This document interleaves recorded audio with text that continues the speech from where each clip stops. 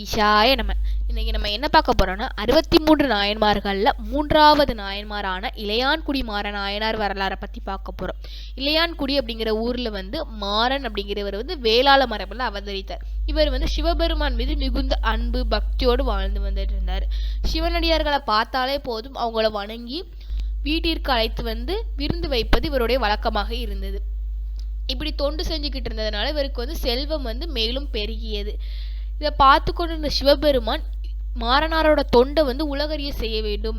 இவர் செல்வத்தில் மட்டும் இவ்வாறு செய்யாமல் வறுமையிலும் தொண்டுகளை செய்து வந்துட்டு இருக்காரு அப்படின்ட்டு உலகறிய செய்ய வேண்டும் அப்படின்ட்டு ஒரு நாள் சிவபெருமான் மாறனாருடைய செல்வத்தை எல்லாம் குறைக்கிறார். அப்படி குறைக்கும் போதும் மாறனார் அவரோட வீட்டில் இருக்க பொருட்களை விற்றாவது அடியவர்களுக்கு உணவு செய்து கொண்டு வந்துட்டு இருந்தாரு. ஒரு நாள் ரொம்ப வறுமையின் காரணமாக மாறனாருக்கும் அவரோட மனைவிக்கும் ஒரு நாள் முழுக்க சாப்பிட எதுவுமே இல்லை. அந்த நிலையிலும் மழை பெய்து கொண்டிருக்கிறது.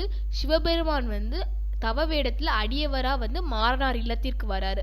அப்படி வரும்போது அடியவரை மாறனார் வணங்கி அவருடைய ஈரத்தை போக்குறதுக்கு உதவி செய்யறாரு. அதுக்கப்புறம் மாறனார் அவங்க மனைவி கிட்ட போய் கேட்குறாங்க, அடியவர் வந்திருக்காரு, அவரோட பசியை எப்படி போக்க அப்படின்னு சொல்லும் போது மாறனாரோட மனைவி சொல்றாங்க, வீட்டில் சமைப்பதற்கு ஏற்ற எந்த ஒரு பொருட்களுமே இல்லை, கடன் தர்றவங்களும் இல்லை, அப்படியே இருந்தாலும் இதை போய் கேட்கறதுக்கு ஏற்ற காலமும் கிடையாது அப்படின்னு சொல்லிக்கிட்டு மாறனார்கிட்ட சொல்லிக்கிட்டு இருக்காங்க. அடுத்து அவங்களோட மனைவி சொல்றாங்க, இன்னைக்கு காலையில தானே நம்ம வயல்ல நெல் பயிர்களை விதைத்தோம், அதை எடுத்துட்டு அடியவரோட பசியை போக்கலாம் அப்படின்னு சொல்லும் போது மாறனார் அந்த மலையிலும் சரி இருளிலும் சரி அவரோட வயலை நோக்கி போய்கிட்டு இருந்தாரு. போயிட்டு அந்த மலையில மிதக்கின்ற நெல் பயிர்களை எல்லாம் கூடையிலிட்டு அவரோட வீட்டுக்கு எடுத்துட்டு வந்தாரு. மாறனாரோட மனைவியும் வாசல்ல நின்று அதை வாங்கி அதில் உள்ள சேற்றையெல்லாம் கழுவி அதை நெல்லை அந்த நெல் பயிர்களை எல்லாத்தையும் கழுவி முடிச்சதுக்கு அப்புறம் அதை அந்த நெல்லை வறுத்து அரிசியாக்குறதுக்கு விறகு இல்லாதனால அவங்க மனைவி நின்றுக்கிட்டு இருந்தாங்க. மாறனார் உடனே அவங்க குடிசையில் வேண்டுள்ள கொம்புகளை உருவி விறகாக கொடுத்தார்.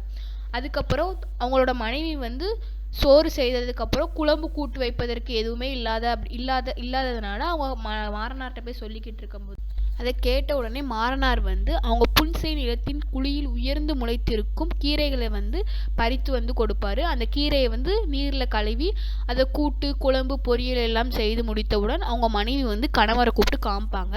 அடுத்து 2 பேருமே போயிட்டு அடியவரை எழுப்புவாங்க. அடியவர் உறங்குவது போல இருக்கும்.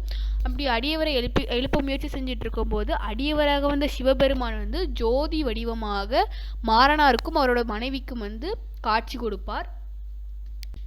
இதை பார்த்து மாறனாரும் அவரோட மனைவியும் திகைத்து நின்றனர். சிவபெருமான் ஏலவார் குழலியோடு காட்சி கொடுத்து, அன்பனே, அன்பர்களுக்கு அமுது செய்வித்து வந்த நீ உனது மனைவியோடு எமது சிவலோகம் சேர்ந்து சங்கநிதி பதுமநிதி 2ஐயும் உடைய குபேரன் இனி உங்கள் கட்டளைப்படி தனது செல்வத்தை உலகுக்கு அளிப்பான் என்று மொழிந்தார். இளையான்குடி மாற நாயனாரும் அவரோட மனைவியும் சிவலோகம் சேர்ந்து இன்புற்றனர். இதுல இருந்து கருத்து அப்படின்னு சொல்ல போனா, செல்வம் உள்ளவரை சிவதொண்டு செய்வது, வறுமை வந்த போதும் இறைவனின் செயலில் நம்பிக்கை இல்லாது தொண்டை தொடராது விட்டு விடுவது உலகத்தாரின் செயல். இங்கு நாயனார் வறுமையிலும் தனது தொண்டை தொடர்ந்து செய்து வந்ததால் பணத்தின் மீது பற்றில்லாத இந்த நாயனாருக்கு குபேரன் இவரது ஏவல் படி நடக்க ஆணையிட்டார் சிவபெருமான். எனவே தொண்டு செய்வது பெரிதல்ல, தொடர்ந்து செய்வதே பெரிது என்பதை இவ்வரலாறு நமக்கு வழங்கும் பாடமாகும். இப்போ இதுவே இளையான்குடி மாற நாயனாரின் வரலாறு ஆகும். சிவ சிவ.